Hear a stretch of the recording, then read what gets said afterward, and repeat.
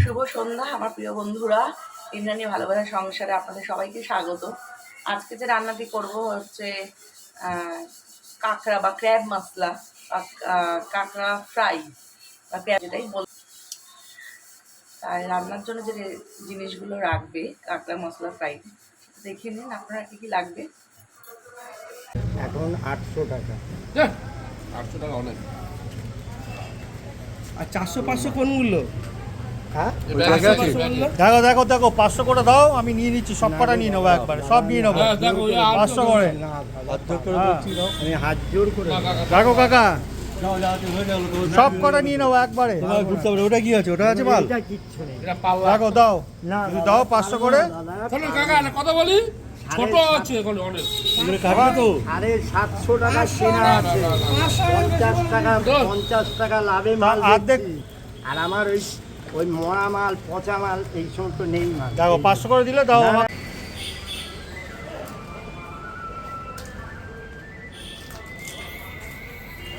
কত কত দিয়ে কি হবে?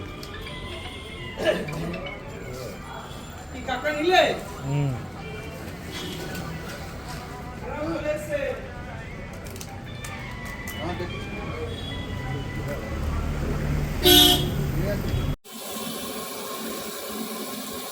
কাঁকড়া রান্না করার জন্য আমি কড়াইতে তেল নিয়ে নিয়েছি আর কাঁকড়াগুলো নুন হলুদ লঙ্কাগুলোতে মাখিয়ে নিয়েছি।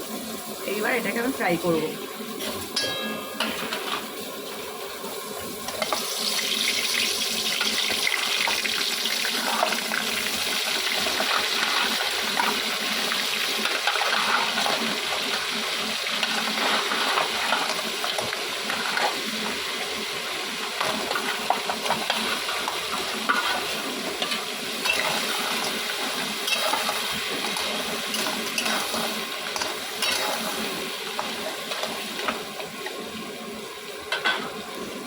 ফ্রাই হোক আস্তে আস্তে।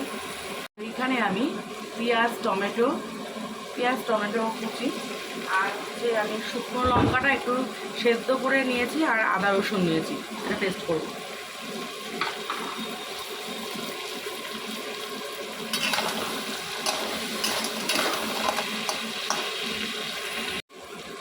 কাঁকড়াগুলো দেখুন আমার ভাজা হয়ে গেছে পুরোপুরি, এবারে আমি তুলে নেব।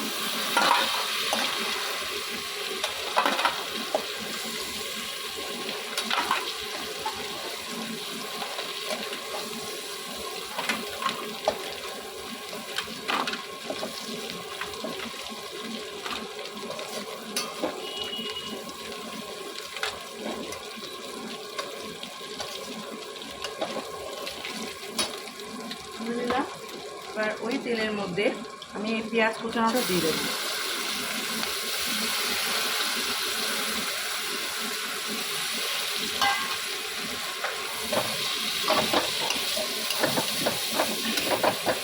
পেঁয়াজ কুচানোটা একটু ফ্রাই করতে হবে।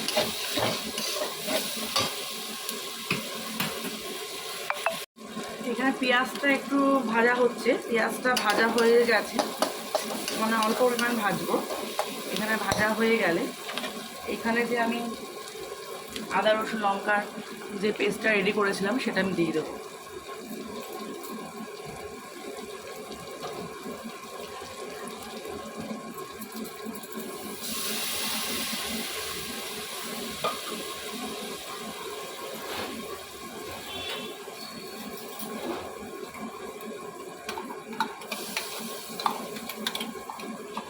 এই পেস্টটা দিয়ে দেবো। এর মধ্যে অল্প পরিমাণ নুন, একটু চিনি দেব, চিনি দিলাম, অল্প পরিমাণ হলুদ, পরিমাণ মতন জিরের গুঁড়ো, একটু জিরের গুঁড়ো দিলাম, আর হচ্ছে একটু কাশ্মীরি লঙ্কা অ্যাড করলাম, কাশ্মীরি লঙ্কা।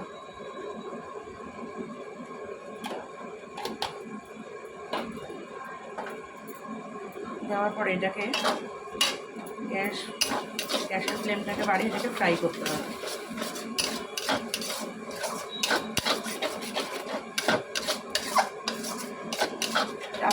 ফ্রাই হোক। আমি এখানে তখন একটা জিনিস তখন একটু স্কিপ করে গেছিলাম, এখানে এই টমেটোটা আমি কুচি রেখেছি, টমেটো কুচিটা আমি দিয়ে দেবো।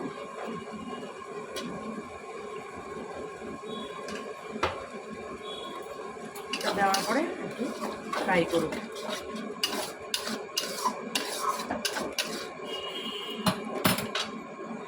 এটা ফ্রাই হয়ে গেছে, এবার যে কাঁকড়াগুলো ছিল সেই কাঁকড়াগুলো দিয়ে দিলাম,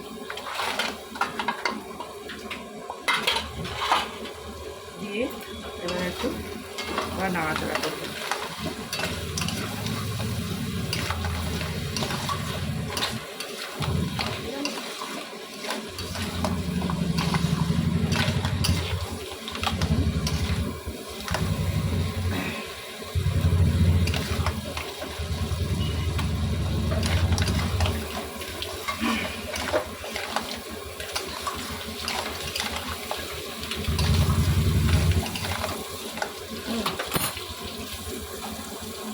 কাঁকড়া নামানোর আগে আমি একটু গরম মশলা, গুঁড়ো গরম মশলা দিয়ে দিলাম।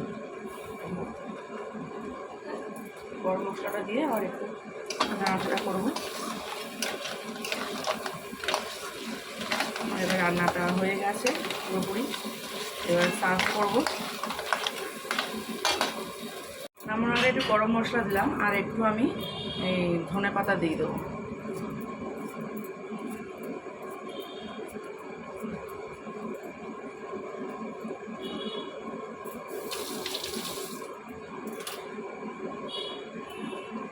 পাতাটা দেওয়ার পরে একটু নাড়াচাড়া করব।